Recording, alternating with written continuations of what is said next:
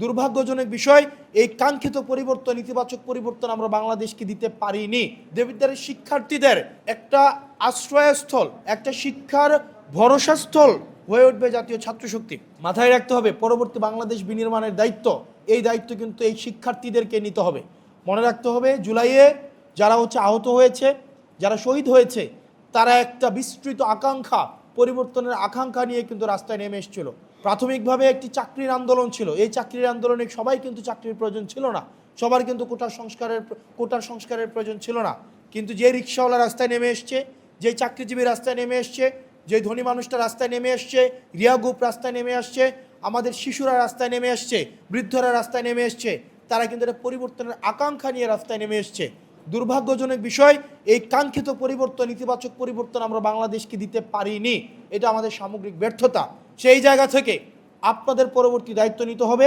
এই দায়িত্ব সাংগঠনিক দক্ষতা, একই সাথে সাথে আপনাদের প্রাতিষ্ঠানিক মনস্তাত্ত্বিক উন্নতির মধ্য দিয়ে এই যে জাতির যে শৃঙ্খল, এই শৃঙ্খল আমাদের ভাঙতে হবে এবং জাতিকে আমাদের মুক্ত করতে হবে। শিক্ষার্থী বান্ধব কার্যক্রমে, যে কোনো কার্যক্রমে আমাকে সবার আগে পাবেন।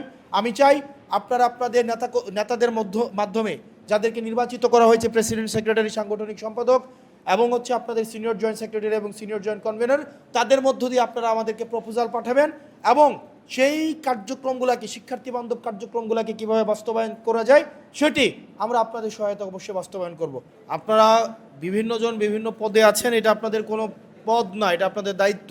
আপনাদের মাথায় রাখতে হবে, এই দায়িত্ব দিয়ে কিন্তু আপনাদেরকে এম্পাওয়ার করা হয় নাই, বরং আপনাদেরকে আরও শক্তিহীন করা হয়েছে। এই কমিটিতে অন্তর্ভুক্তিকরণের মধ্য দিয়ে আপনাকে মূলত জবাবদিহিতার আওতায় নিয়ে আসা হয়েছে এবং মূলত আপনাকে পাওয়ারলেস করা হয়েছে।